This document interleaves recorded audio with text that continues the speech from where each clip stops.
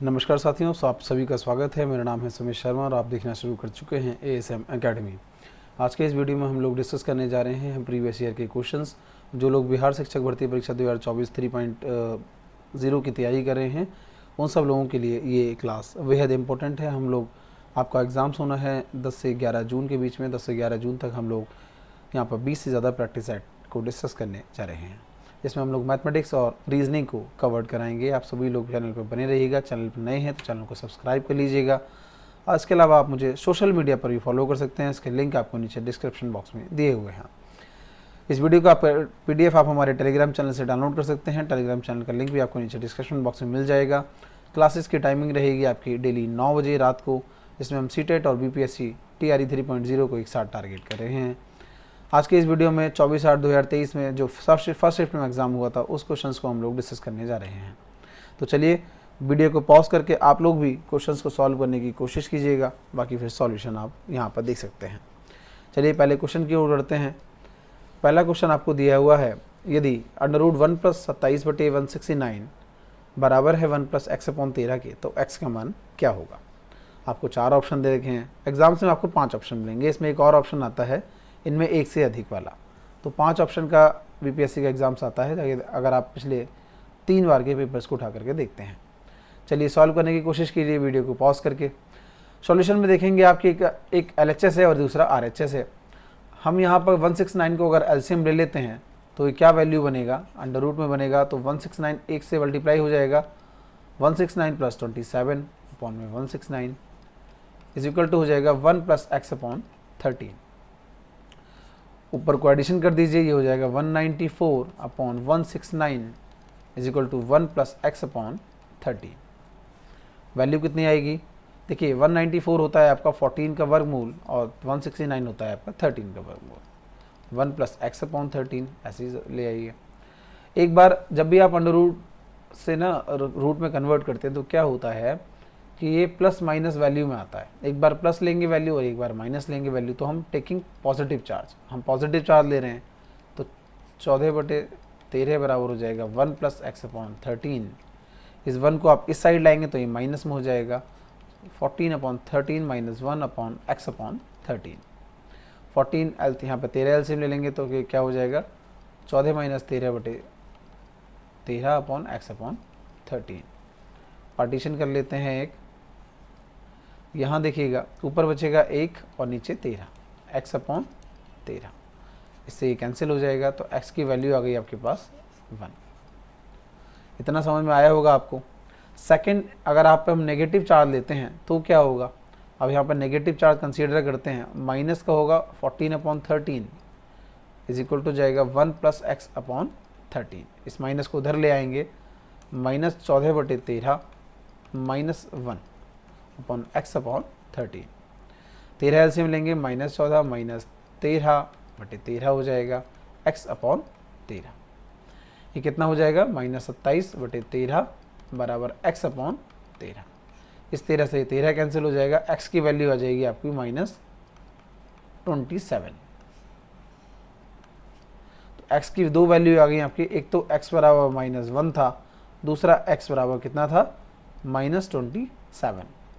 अब आपको ये दोनों वैल्यू आप ऑप्शंस में दे रखी है। पहले प्लस का 1 है, x बराबर 1 दे रखा है आपको और ये -27 में दे रखा है। तो इसके 2 आंसर होंगे, लेकिन यहाँ पे option number E typing error है। आप इसमें ऐड कर लीजिएगा मोर देन 1 ऑप्शन। तो एक से ज़्यादा अगर आंसर होंगे तो आप ऑप्शन नंबर E लगाएंगे। आगे बढ़ते हैं। क्वेश्चन दिया है कि किसी धातु के एक ठोस गोले की त्रिज्या 3 सेंटीमीटर है। इससे 4 मिलीमीटर का व्यास का कितना लंबा तार खींचा जा सकता है। देखिए, जब भी किसी धातु के गोले को परिवर्तित किया जाएगा किसी भी अन्य आकार में, तो उन दोनों के वॉल्यूम सेम रहते हैं। वॉल्यूम बोले तो आयतन सेम रहते हैं। किसी धातु का एक ठोस गोला है जिसकी त्रिज्या कितनी है 3 सेंटीमीटर है, यानी कि r मान लेते हैं हम 3 सेंटीमीटर है। और इससे क्या किया है 4 मिलीमीटर व्यास का एक कितना लंबा तार खींचा जा सकता है। अब तार खींचा जा सकता है मतलब इन्होंने यहाँ पर कह दिया कि ये व्यास है 4 मिलीमीटर। व्यास बोले तो 2r होता है, हम इसको स्मॉल r मान लेते हैं। 2r कितना हो जाएगा 4 mm। r बराबर कितना हो जाएगा 2 mm, या फिर अगर इसको सेंटीमीटर में कन्वर्ट कर लें तो 10 से भाग कर देंगे, 2/10 mm। इस रेडियस का हमको क्या बनाना है, तार बनाना है। तो हमने कहा था कि इसके वॉल्यूम बराबर होते हैं। वॉल्यूम क्या होता है, गोले का आयतन, गोले का आयतन का फॉर्मूला लिख दीजिए 4/3 पाई r क्यूब बराबर क्या हो जाएगा पाई r स्क्वायर h। ये किसका आयतन होता है, ये आयतन होता है आपका बेलन का। अब यहाँ पे बेलन देखिए, बेलन क्योंकि यहाँ पे कहा गया कि लंबा तार खींचा जा सकता है, तो तार एक बेलनाकार होता है, ठीक है। तो हमने पाई r स्क्वायर h लिख दिया। अब पाई से हम इसको कैंसिल कर देते हैं। यहाँ पर जो r है वो कैपिटल R की बात कर रहे हैं हम, तो 4/3 ऐसे ही रहेगा। कैपिटल R की जगह क्यूब है तो 3 × 3 × 3 कर दीजिए। आगे r स्क्वायर पूछा है तो यानी कि 2/10, इसको 2 बार मल्टीप्लाई कर लेंगे 2/10 × h। इस 3 से ये 3 कैंसिल हो जाएगा, इस 2 दूनी 4 से 4 कैंसिल हो जाएगा। यहाँ पर कितना बचा 9 बराबर बचा आपका h/100, या इसको 100 से मल्टीप्लाई कर दीजिए तो h बराबर कितना आ जाएगा आपको 900 सेंटीमीटर। तो इतना लंबा तार आप यहाँ से खींच सकते हैं। हमने क्या किया, हमने दोनों के आयतन को बराबर रख दिया, जो कॉमन संख्याएं थी उसको काट सकते थे काट दिया। h की वैल्यू हमारे पास कितनी आ गई 900 सेंटीमीटर। अब देखिए ऑप्शंस में आपके पास सेंटीमीटर में कुछ भी नहीं है, तो उसको मीटर में कन्वर्ट कर दीजिए, यानी कि 100 से भाग कर दीजिए। 100 से भाग कर देंगे तो क्या आ जाएगा 9 मीटर। तो 9 मीटर लंबा आप तार खींच सकते हैं। ऑप्शन नंबर बी वाला इसमें आपका करेक्ट आंसर हो जाएगा। देखिए कोई भी अगर डाउट है, कोई भी आप करेक्शन चाहते हैं, या फिर कोई भी आपको कुछ डाउट है या पर्सनली आपको कुछ पूछना है, तो आप उससे मेरे व्हाट्सएप चैनल पर भी पूछ सकते हैं। व्हाट्सएप चैनल का लिंक भी मैं आपको नीचे डिस्क्रिप्शन बॉक्स में प्रोवाइड करा दूंगा, तो आप वहाँ भी देख सकते हैं। चलिए आगे देखते हैं। एक फर्नीचर विक्रेता को 30 कुर्सियों के बेचने पर 6 कुर्सियों के विक्रय मूल्य के बराबर हानि होती है, तो उसकी प्रतिशत हानि कितनी है। इसको बहुत ही आसानी से हम लोग सॉल्व करने वाले हैं। क्वेश्चंस को आप लोग करके देखिए, पहले वीडियो को पॉज करके, फिर यहाँ पर हम सीखेंगे। देखिए एक फर्नीचर विक्रेता को 30 कुर्सियों को बेचने पर, सबसे पहले कह दिया उसने कि 30 कुर्सियाँ बेची और 6 कुर्सियों के विक्रय मूल्य के बराबर हानि होती है। देखिए हानि का एक फार्मूला होता है। हानि कब होती है, हानि तब होती है जब हम वस्तु को क्रय मूल्य से कम पर बेच देते हैं, यही होता है। हमने कोई वस्तु 100 रुपये में खरीदी और हमने उसको 80 रुपये में बेच दिया, तो क्या हुआ 20 रुपये की हानि हुई ना। ये कैसे निकाला हमने, क्रय मूल्य माइनस विक्रय मूल्य। 100 रुपये की खरीदी थी, 80 की बेच दी, तो 20 की हानि हो गई। तो हानि क्या क्या कह रहा है, 6 कुर्सियों के विक्रय मूल्य के बराबर हानि हुई। अब यहाँ देखिए आप 6 कुर्सियों की हानि कितनी थी आपकी 6 SP। SP is a selling price. 6 कुर्सियों के बराबर हानि हो गई सेलिंग प्राइस के बराबर, और 30 कुर्सियों के बेचने पर, यानी खरीदी भी होंगी 30 कुर्सियाँ, फिर 30 CP माइनस यानी कॉस्ट प्राइस 30 SP, यानी 30 ही बेची गई हैं कुर्सियाँ। अब देखिए आप SP वाले टर्म्स को एक साथ ले आइए, तो ये हो जाएगा आपको 6 CP SP plus 30 SP is equal to हो जाएगा ये 30 CP। यहाँ हो जाएगा ये 36 SP बराबर हो जाएगा 30 CP, या CP अपॉन SP हो जाएगा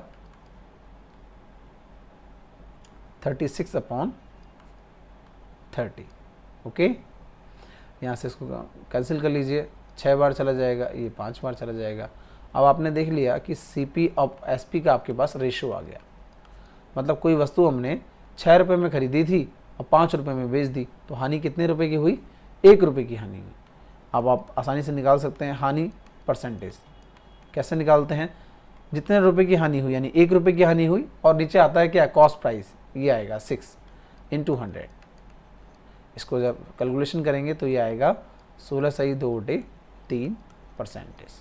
ऑप्शन नंबर आपका सी वाला इसमें बिल्कुल करेक्ट आंसर हो जाएगा। चलिए नेक्स्ट क्वेश्चन देखते हैं। 2 अंकों की एक संख्या के अंकों का गुणनफल 36 है। यदि संख्या में से 45 घटा दिया जाए तो अंक आपस में बदल जाते हैं, तो संख्या क्या है। देखिए एग्जाम में इसका एक लंबा मेथड, वैसे एक लंबा मेथड होता है इसका। 10x + y संख्या मान लेते हैं, ठीक है, फिर उसको अंक को उलट देते हैं, तो ये एक बड़ा लंबा प्रोसेस हो जाता है। हम लोग उस प्रोसेस से नहीं करेंगे क्योंकि एग्ज़ाम में इतना कम समय होता नहीं है। तो इसको ऑप्शन से करने की कोशिश करते हैं। देखिए कह रहा है कि 2 अंकों की एक संख्या है, उसके अंकों का गुणनफल 36 है। देखिए सबसे पहला ऑप्शन नंबर ए वाला देखते हैं, दोनों की गुणा करिए 8 चौक 32 आता है, ये तो होगा नहीं, ये तो काट दीजिए। अगला देखते हैं 7 से 21 आया, ये भी नहीं होगा, ये भी कैसे हो सकता है क्योंकि 21 आ रहा है। अब आगे कह रहा है वो कि इसको देखते हैं तीसरे वाले को, 9 चौक 36, ये हो सकता है, माइट भी पॉसिबल है। लेकिन आगे पढ़ लेते हैं, यदि संख्या में से 45 को घटा दिया जाए तो अंक आपस में बदल जाते हैं। देखिए अगर ये संख्या हम ये मानते हैं 49 है, तो इसमें से हम 45 घटा दें तो क्या आएगा, 4 आएगा। अंक तो आपस में बदले ही नहीं, समझ रहे हैं आप, अंक यहाँ पे आपस में नहीं बदले। उसका कहना था कि ये 9 इधर आ जाएगा और 4 इधर आ जाएगा। लेकिन अगर हम एक संख्या मान लें 94 है एक संख्या, हम अपने पास से सपोर्ट कर रहे हैं, हम 94 में से इस टर्म को लगा करके देखते हैं, दोनों अंकों का गुणनफल 36 है, ठीक है। अब इसमें से हम यहाँ पे 45 को माइनस करते हैं, देखते हैं कर करके क्या आता है। 45 को जब माइनस करेंगे तो ये आएगा आपका 49। देखिए एक्चुअल में जो संख्या थी वो ये थी, मतलब 94 को अगर 94 से अगर 45 आप माइनस करेंगे तो ये 49 आएगा और अंक आपस में बदल जाएंगे। 4 यहाँ पर दहाई के स्थान पर था, अब इकाई के स्थान पर था, अब यहाँ पे दहाई के स्थान पर हो जाएगा। तो ऑप्शन नंबर सी भी आपका नहीं होगा। ऑप्शन क्या राइट होगा इसमें, उपयुक्त में से कोई नहीं, क्योंकि जो एग्जैक्ट संख्या पूछ रहा है हमारी वो है 94 और 94 ऑप्शन में नहीं दिया हुआ है। चलिए आगे बढ़ते हैं। 4 की पावर x प्लस 1 प्लस 4 की पावर 1 माइनस x बराबर 10 क्या हल है। ऐसे क्वेश्चंस में ऑप्शन से करके देखते हैं इसको भी। देखिए 4 की पावर x प्लस 1 दिया है और प्लस दिया है 4 की पावर 1 माइनस x। हमने LHS को लिया हुआ है जो लेफ्ट हैंड साइड है। x बराबर 1/2 रखते हैं, x पावर 1/2 रखेंगे तो 1/2 प्लस 1 हो जाएगा, प्लस 4 की पावर 1 माइनस 1/2 हो जाएगा। 4 की पावर यहाँ 3/2 हो जाएगा, प्लस 4 की पावर यहाँ पे 1/2 हो जाएगा। ये कितना हो जाएगा, 2 हो जाएगा। अब यहाँ पर 2 की पावर हम 3 लिख सकते हैं, इसको क्या 3/2। अब देखिए 3 से 2 का स्क्वायर लिख सकते हैं 4 को, तो ये क्या हो जाएगा, 2 से 2 कैंसिल हो जाएगा, 2 की पावर 3 प्लस 2 हो जाएगा, तो ये 8 प्लस 2 हो गया, यहाँ पे 10 आ गया, जो कि आपकी RHS के बराबर है। यहाँ आप देख रहे हैं 10 ही दिया हुआ है। इसका मतलब ये हुआ कि x बराबर 1/2 इस समीकरण को क्या करता है, सेटिस्फाई करता है। आगे देखते हैं, x बराबर 1/2 दे रखा है, माइनस 1/2 दे रखा है, क्या माइनस 1/2 भी सेटिस्फाई करता है। तो 4 की पावर माइनस 1/2 प्लस 1 प्लस 4 की पावर 1 माइनस, देखिए माइनस दिया हुआ है यहाँ पर और x बराबर -2 है, तो माइनस माइनस प्लस हो जाएगा और ये 1/2 हो जाएगा। तो यहाँ पर हो जाएगा 4 की पावर 1/2 प्लस 4 की पावर 3/2। दोनों सेम कंडीशन बन गई। देखिए यहाँ पर 4 की पावर 3/2 और 4 की पावर 1/2, ये 2 हो जाएगा और ये 8 हो जाएगा। दोनों कितना हो जाएगा, 10 हो जाएगा। मतलब x बराबर -1/2, x बराबर प्लस 1/2, दोनों ऑप्शन आपके सही हैं। तो राइट आंसर क्या हो जाएगा आपका, उपयुक्त में से एक से अधिक वाला आपका सही उत्तर हो जाएगा। चलिए नेक्स्ट क्वेश्चन देखते हैं।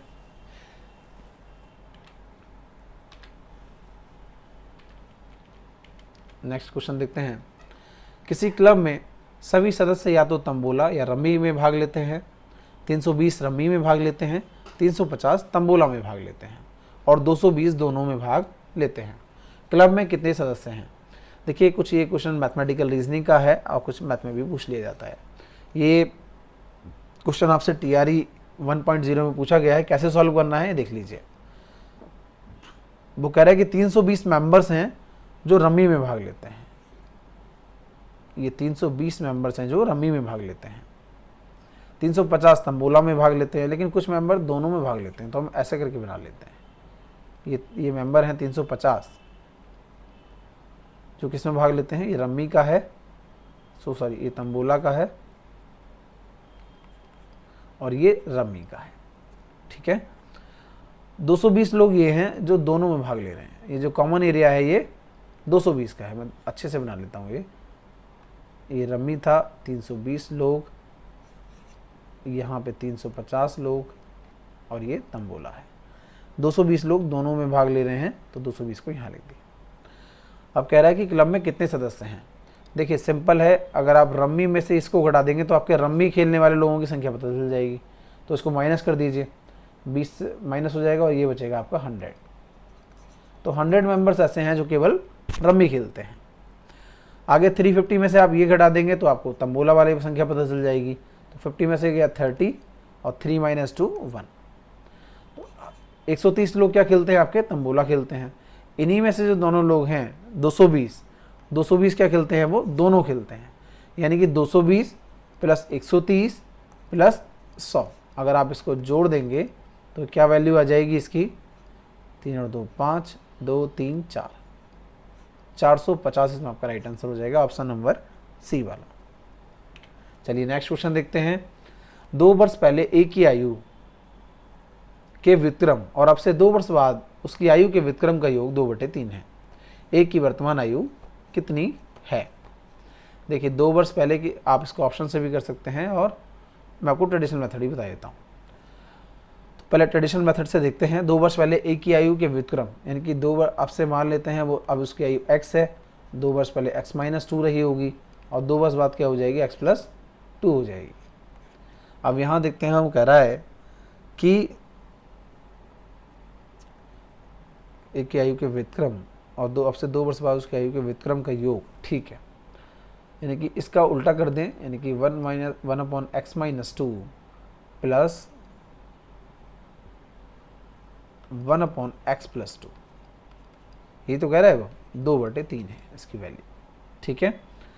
x - 2 x + 2 कॉमन आपका एलसीएम आ जाएगा, तो ये हो जाएगा x² - 4, यहाँ पर x + 2 आ जाएगा प्लस x - 2 आ जाएगा, इससे इसके कैंसिल हो जाएगा, प्लस 2/3 आ जाएगा।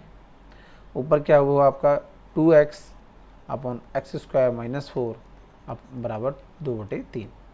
3 से मल्टीप्लाई कर लीजिए, 6x हो गया, 2x² - 8 हो गया, या फिर इसको ऐसे लिख लेते हैं 2x² - 8 - 6x = 0, या और सॉल्व कर लेते हैं तो ये हो जाएगा x² - 3x - 4 = 0। x² - 3x को कैसे लिख सकते हैं हम, 4x - x, ठीक है। 4x + x - 4 = 0। 3x को हमने -4x + x कर दिया, x कॉमन लेंगे यहाँ पे तो ये हो जाएगा x - 4 प्लस 1 कॉमन लेंगे तो ये हो जाएगा x - 4, x - 4 और x + 1। एक बार x - 4 = 0 और दूसरी बार x = 4 आंसर आ गया। दूसरी बार x - 1 = 0 और x = 1 आ गया। सॉरी ये +1 था तो +1 और ये x = -1 आ गया। आप किसी की भी एज आप देख सकते हैं वो माइनस में नहीं हो सकती, तो इसको कंसीडर नहीं करते हैं, कंसीडर करते हैं x = 4 को। x की वैल्यू क्या माना था हमने, ये वर्तमान आयु थी, ये 2 वर्ष पहले की थी और ये 2 वर्ष बाद की थी। अब कह रहा है कि एक की वर्तमान आयु कितनी है, तो एक की वर्तमान आयु हमने x ही मानी थी तो वो 4 वर्ष आ गई। ऑप्शन नंबर आपका सी एकदम करेक्ट आंसर हो जाएगा। चलिए नेक्स्ट क्वेश्चन देखते हैं। k के किस मान के लिए समीकरण निकाय x - ky = 2 और 3x + 2y = -5 का एक अनूठा हल है। अनूठा हल तभी होगा जब a1/a2 is not equal to b1/b2। यहाँ पर a1 कितना है, 1 है, a2 कितना है, 3 है, बराबर b1 कितना है यहाँ पर -k है और b2 कितना है यहाँ पर 2 है। तो k = क्या हो जाएगा, -2/3। Sorry k is not equal to, k आपका 2/3 -2/3 के बराबर नहीं होना चाहिए, तब इसका अनूठा हल होगा। अब वो कह रहा है कि 2/3 है, ये वैल्यू ना हो बस, बाकी कोई सी भी वैल्यू हो सकती है, ये भी हो सकती है, ये भी हो सकती है, यानी उपयुक्त में से एक से अधिक इसका आंसर है। k के किस मान के लिए इसका अनूठा हल है, ये नहीं होना चाहिए, बाकी क्या हो, कोई भी हो सकता है, तो इसमें इसका राइट आंसर हो जाएगा उपयुक्त में से एक से अधिक। अगला क्वेश्चन देखते हैं, क्वेश्चन नंबर 10 है। एक वृत्त की त्रिज्या 14 सेंटीमीटर है और एक त्रिज्या खंड यानी सेक्टर का क्षेत्रफल 102.7 सेंटीमीटर स्क्वायर है।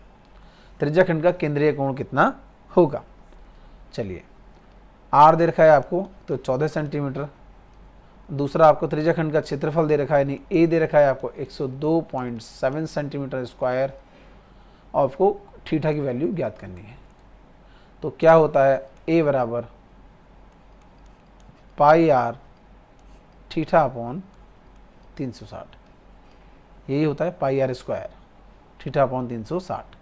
ए की वैल्यू कितनी है 102.7 हो गया। पाई की वैल्यू कितनी हो जाएगी 22/7 गुणा आर स्क्वायर यानी कि 14 इंटू 14। थीटा को ऐसे रहने देते हैं अपॉन 360। 7 से इसको कैंसिल करिए, 2 बार चला जाएगा, ये 102 इसको मल्टीप्लाई कर देंगे तो ये हो जाएगा 36 and divided by 22 into 2 into 14 is equal to theta. जब आप इसको सॉल्व करेंगे, इस इक्वेशन को सॉल्व करने के बाद वैल्यू आएगी थीटा बराबर 360 डिग्री। ऑप्शन नंबर बी आपका इसमें सही हो जाएगा। चलिए आगे क्वेश्चन देखते हैं। क्वेश्चन नंबर 11 है 15,625 का 16% वार्षिक ब्याज की दर से 9 माह का चक्रवृद्धि ब्याज क्या होगा जबकि ब्याज तिमाही देय हो। जब भी ब्याज तिमाही देय होगा तो जो रेट ऑफ इंटरेस्ट है, क्योंकि वो तिमाही दे रहा है और ये वार्षिक के लिए कहा जा रहा है, तो वो 4 से डिवाइड हो जाएगा, यानी कि रेट ऑफ इंटरेस्ट 4% हो जाएगा। ठीक है, और कितनी बार देगा वो 3 बार देगा, क्योंकि 9 माह है, 3 महीने 3 महीने और 3 महीने, तो टाइम कितना हो जाएगा आपका 3 टाइम्स। वैल्यू सेम रहेगी आपकी। तो ब्याज जबकि ब्याज तिमाही देय हो चक्रवृद्धि ब्याज क्या होगा। ओके, ए बराबर पी, मूलधन कितना है आपका 15,625 रुपये, 1 प्लस आर अपॉन 100 की पावर टी यानी टाइम। 15,625 रुपये ये हो जाएगा आपका 4 से मल्टीप्लाई कर लीजिए, ये हो जाएगा आपका 26/25 की पावर 3। 15,625 गुणा 26 गुणा 26 इंटू 26 अपॉन 25 इंटू 25 इंटू 25, इस पूरे से ये कैंसिल हो जाएगा। 26 इंटू 26 इंटू 26 का मल्टीप्लाई करेंगे आप, वैल्यू आएगी आपकी 17,576 रुपये। तो ये आ गया आपका मिश्र धन। मिश्र धन में से आप जो एग्जैक्ट अमाउंट था वो घटा दीजिए, यानी मूलधन को घटा दीजिए, तो ये हो जाएगा आपका ब्याज निकल करके आ जाएगा 17,576 रुपये माइनस 156.25, वैल्यू आएगी निकल करके 1951 रुपये।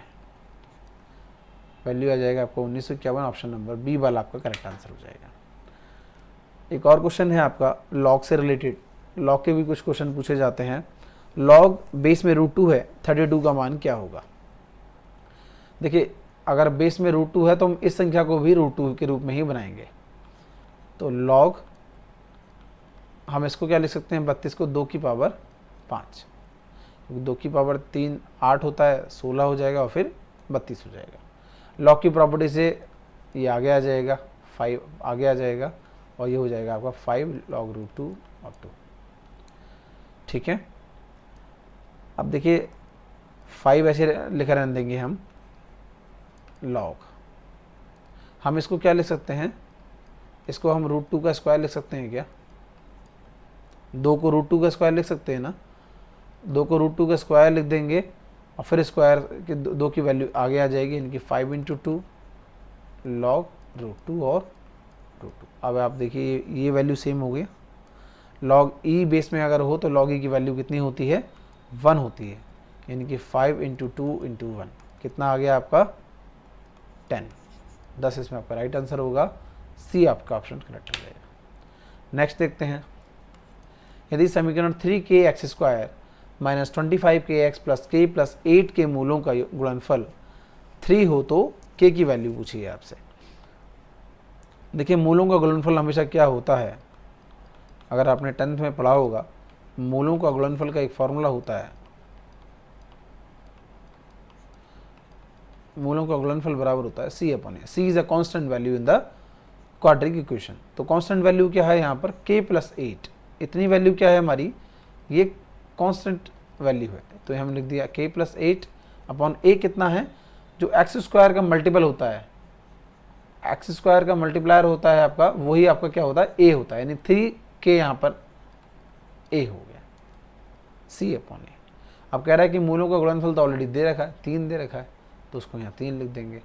ये क्या हो जाएगा, क्रॉस मल्टीप्लिकेशन कर लेंगे तो 9k is equal to k plus 8, k को उधर ले आइए, 9k minus k upon is equal to 8, 9k minus k 8k is equal to 8 और k is equal to 8 upon 8 या k is equal to 1। Option number A आपका इसमें correct answer हो जाएगा। नेक्स्ट क्वेश्चन देखते हैं। एक समकोण त्रिभुज की ऊंचाई इसके आधार से 6 सेंटीमीटर कम है। यदि अतिभुज यानी कर्ण 218 सेंटीमीटर हो तो अन्य दो भुजाएं सेंटीमीटर में कितनी होंगी। एक बना लेते हैं त्रिभुज, ठीक है, ए बी एंड सी। कह रहे हैं इसकी ऊंचाई इसके आधार से 6 सेंटीमीटर कम है। इसका आधार हम मान लेते हैं x प्लस 6 है, तो ऊंचाई कितनी हो जाएगी, x हो जाएगी। यदि अतिभुज यानी कर्ण कितना दे रखा है उसने, अंडर रूट 218 है, कर्ण उसने दे दिया अंडर रूट 218 है, तो अन्य दो भुजाएं यानी कि लंब और आधार पूछा है। ओके, प्रॉपर्टी लगा दीजिए पाइथागोरस प्रमेय, कर्ण का स्क्वायर, ऐसे ही करते हैं ना, कर्ण का स्क्वायर बराबर आधार का स्क्वायर और प्लस लंब का स्क्वायर, ठीक है। 218 का स्क्वायर करिए तो 218 आ जाएगा, आधार का स्क्वायर यानी x प्लस 6 का होल स्क्वायर प्लस लंब का स्क्वायर करेंगे तो x स्क्वायर, ये हो जाएगा x square plus 36 plus 6x का डबल कर लीजिए तो ये हो जाएगा 12x प्लस x स्क्वायर। अब यहाँ पर x स्क्वायर है, यहाँ x स्क्वायर है, तो ये हो गया आपका 2x स्क्वायर प्लस 12x और 36 को इधर ले आइए, 218 माइनस 36। अब यहाँ पर आप देखिएगा वैल्यूशन क्या आएगा, इधर ले आते हैं, 2x स्क्वायर प्लस 12x, 36 को हमने से माइनस कर दिया तो 18 ये और बचेगा यहाँ पर 182। एक्स स्क्वायर 2 से भाग कर देते हैं पूरी इक्वेशन में, 6x प्लस कितना बचेगा 91, ठीक है। अब यहाँ पर इसको फैक्टर करने हैं, 13 7 91 हो जाएगा, यानी कि 13x माइनस का 7x प्लस 91 बराबर 0। x कॉमन ले लेंगे, x प्लस 13 माइनस का 7 कॉमन या x माइनस 13।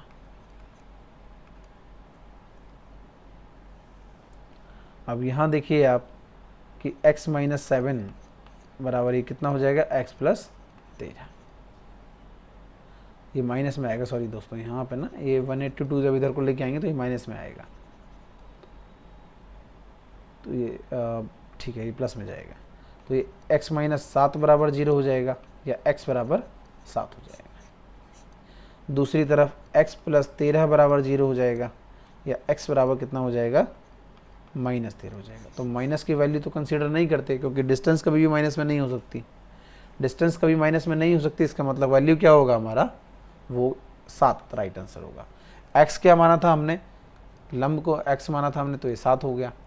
कर्ण को, आधार को क्या माना था हमने, x प्लस 6, तो इसके 7 प्लस 6 कितना हो जाएगा, 13 हो जाएगा। तो हमने यहाँ पर अन्य दो भुजाएं निकाल दी, वो है 7 एंड 13। 7 एंड 13 कोई भी ऑप्शन में नहीं है, तो कोई सा नहीं होगा, उपयुक्त में से कोई नहीं, ये बार आपका राइट आंसर होगा। आगे बढ़ते हैं। यदि a plus b plus c बराबर 0 हो तो a square upon b c plus b square upon c a plus c square upon a b की वैल्यू क्या है। एक थ्योरम होती है कि अगर a plus b plus c बराबर 0 होगा तो a square plus b a cube plus b cube plus c cube बराबर होते हैं 3abc के। ये कहाँ से आया है फार्मूला, ये आया है a प्लस बी प्लस सी के क्यूब से। ओके, इसको सॉल्व करते हैं। दिया हुआ क्या है आपको, a square upon b c plus b square upon c a plus c square upon a b. नीचे एलसीएम लेते हैं a b और c, यहाँ पर a नहीं है तो यहाँ पर a से मल्टीप्लाई होगा, ये होगा ए क्यू। यहाँ b नहीं है तो b से मल्टीप्लाई होगा बी क्यू। c नहीं है, c से मल्टीप्लाई होगा सी क्यू बराबर a cube plus b cube plus c cube. और a plus b plus c बराबर 0 है तो ये वैल्यू हो जाएगी 3ab c के बराबर। 3abc अपॉन नीचे abc है, इससे पूरा ये कैंसिल। आंसर क्या आ जाएगा 3। ऑप्शन नंबर सी आपका इसमें करेक्ट आंसर हो जाएगा। आगे बढ़ते हैं। X cube minus 3x square plus x plus 2 को एक बहुपद gx से विभाजित करने पर भागफल ये और शेषफल ये हैं, तो gx की वैल्यू क्या होगी। देखिए यहाँ पर इन्होंने कहा है कि इसको एक gx से विभाजित कर रहे हैं, ठीक है, gx कोई बहुपद है उससे विभाजित कर रहे हैं, तो क्या आ रहा है, भागफल ये है और शेषफल ये है, ठीक है। अगर इसका वैल्यूशन आपको निकालना है तो आप सबसे पहले इसमें देखिएगा, अगर हम शेषफल को इसमें से घटा दें तो डायरेक्ट इससे डिवाइड हो जाएगा ये, राइट। तो x cube minus 3x square plus x plus 2 को अगर हम इसमें से इसका जो भागफल है वो शेषफल है वो घटा दें तो जो हमारा बहुपद निकल करके आएगा वो gx से पूरी तरीके से विभाजित होगा। ओके, अब यहाँ पर देखिए आप x cube minus 3x square plus x plus 2 minus करेंगे 2x प्लस 4 को, x cube minus 3x square plus x plus 2 minus, तो प्लस हो जाएगा ये 2x minus 4, x cube minus 3x square x और ये 2x है तो ये 3x हो जाएगा माइनस 2। अब देखिए यहाँ पर ना एक वैल्यूशन रख करके देख लेते हैं, इसमें और इसमें जो उसको सेटिस्फाई कर जाएगा वही एग्जैक्टली राइट आंसर होगा इसका, ठीक है। तो या फिर एक तरीका ये है कि आप इससे इसको भाग करके देख लें। अगर आप इससे इसको भाग करते हैं तो एग्जैक्टली ये करके देख लेते हैं एक बार, x square minus x plus 1 से भाग करते हैं आपको x cube minus 3x square plus 3x minus 2। देखिए यहाँ एक्स स्क्वायर है और यहाँ एक्स क्यू है तो उसको एक्स क्यू करने के लिए एक्स से एक्स बार चला जाएगा, ये हो जाएगा एक्स क्यू, इसकी इसमें मल्टीप्लाई करिए minus x square plus x हो जाएगा। चिन्ह चेंज करते हैं, minus plus minus cancel, 3x square plus x square minus 2x square plus 3x minus x 2x minus 2। सीधा हम माइनस 2 बार कर देते हैं तो 2 से आपका क्या हो जाएगा minus 2x square, minus minus plus हो जाएंगे, प्लस का 2x प्लस माइनस माइनस और 2 आ जाएगा, प्लस माइनस और प्लस, ये कैंसिल ये कैंसिल। वैल्यू क्या आ गई आपकी x माइनस 2 आंसर आ गया। ऑप्शन नंबर ए बिल्कुल आपका इसमें राइट आंसर है। दोस्तों ये था आपका एक TRE 1.0 में हुआ एग्ज़ाम जो हमने आपके सामने डिस्कस किया। आगे हम लोग डिस्कस करेंगे TRE 3.20 में पूछे गए कुछ क्वेश्चंस को जो लास्ट ईयर के एग्ज़ाम्स में पूछे गए हैं। इससे आपको एक बेटर आइडिया होगा कि किस टाइप के क्वेश्चंस आपके एग्ज़ाम्स में पूछे जाते हैं और आपको किस लेवल पर तैयारी करनी चाहिए। मैं कुछ पर्सनल प्रीवियस लेवल के कुछ क्वेश्चंस के साथ साथ ही अपने आवाज़ से कुछ क्वेश्चंस बनाएंगे, वो भी आपको डिस्कस कराएंगे। 20 से ज़्यादा प्रैक्टिस सेट हम आपके एग्ज़ाम तक सॉल्व कराएंगे। तो जो लोग चैनल पर नए हैं प्लीज़ चैनल को सब्सक्राइब कर लीजिएगा। And thanks for watching the ASM Academy।